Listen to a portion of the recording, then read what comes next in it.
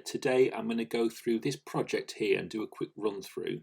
You might recognise it. It's basically just a recreation of this album cover by Joy Division. It's really famous, you've probably seen it.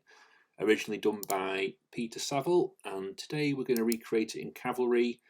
And as always, I've put the project files on Scenery, so you can go on here and download these for free and pull them apart and play around with them and whatnot.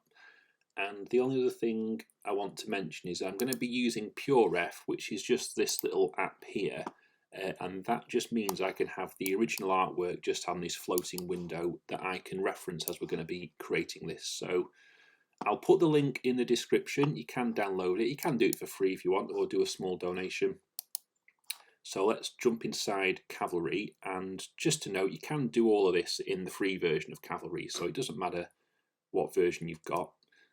So new composition, let's just make it square 1080, and I'm going to make the background black, and this is all going to come off one basic line shape. So let's create the basic line, command full stop, create the basic line, and I'm going to change the stroke to white and then just drop the width down to 2, and then just make sure the length of the line is long enough to go over the edge of your composition. So there we go.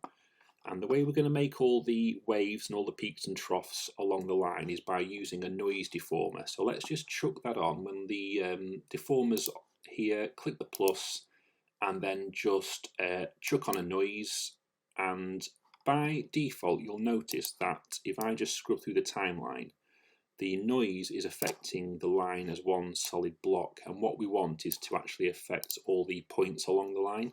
So just make sure if you double click noise to bring it open in the attribute editor, this box has to be checked where it says use normals. This won't work if you don't do this. So check the box, and now you can see that we are affecting the actual points along the line. And whilst we're here, let's just bring up the divisions, and you can see now all the actual points are being affected by the noise. So let's go back to the original image and start trying to style this. And the first thing we'll notice is that all the direction of the waves is just going up in one direction above the original baseline. So with the noise selected, just make sure the minimum is zeroed out. So that just means that all the noise is going to do is push things up this way. And then I am going to increase the maximum, or just drag it so the noise is now going all up in this direction here. So let's hit play, and the first thing is going quite slow, so let's just go to the time scale, and I think I've bumped this up to 3 or 4 in the original. Play through, that's looking a bit better. The only thing is just stylistically this is a bit jagged at the moment, and the original is all nice and smooth. So let's smooth out this line, and we're going to use another deformer, which is going to be a subdivide. And if you used 3D apps before, you'll know what a subdivide is. Just go to deformers, click plus, click subdivide. That's smoothed out the line nicely, and all the subdivide does, if I just go onto the edit shape tool, you can see that whereas before we had these points along the line, the subdivide just adds on more points in between those and just makes it nice and smooth. So that is what we want. And if we hit play, the only thing we need to do now is just control where these peaks and troughs are highest and where they are shallowest. And to do that, we're going to go back to our noise and create a Falloff, which is in this Falloff tab here. Right click in the box, go to add Falloff, and then just click to add the Falloff, and you can see where we're going with this. If you've used 3D apps, Cinema 4D, Blender, you'll know that what a Falloff does is that in the center of this Falloff shape here, that's where the effect is going to be most pronounced, and as you go towards the edge, it's going to taper off to the point where outside of this shape there is going to be no effect happening at all, which is kind of what we want. If we hit play, we are sort of getting these middle waves here. The only other thing we need to do is that these aren't flat lines on the original artwork. These have their own smaller waves going on. So we're going to use a second noise. So back on the basic line, the deformers, in fact, before I do that, the original noise, I'm going to rename this as big noise, just so I don't get confused. go to my line, create a second noise, and I'm going to call this small noise. Double click the small noise and go to the behaviors tab, and again just make sure that the use normals box is checked, and I'm going to zero out the minimum. And just to make sure that these that the frequency is bumped up and there's lots of these little tiny bumps and ups and downs, I'm just going to increase the frequency up quite a bit, just so these look a bit more like the original. Let's just type in 3 and hit play and see how we're looking. That is not a million miles off. So let's duplicate this now, just so we can stack these on top of each other. I'll just move PureF out of the way.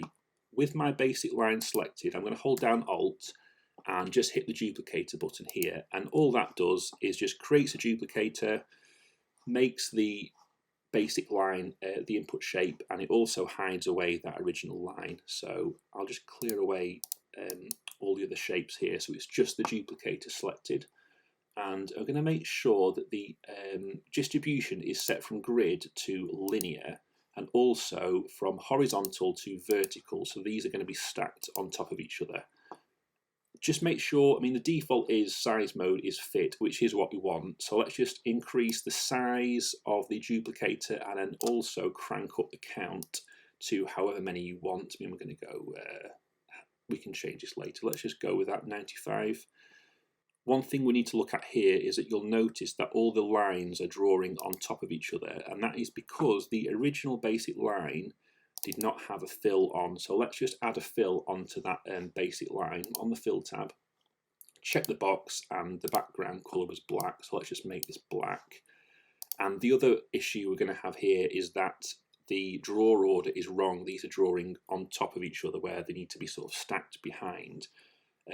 Bring up the duplicator here, and I mean there's probably a few ways of doing this, but the easy way is just to get the size and just make this a negative number. So now if we just reduce, bring that size down, now things are going to be drawn in the correct order, one on top of the other, and we just need to make sure that this original Falloff we created at the moment is a circle.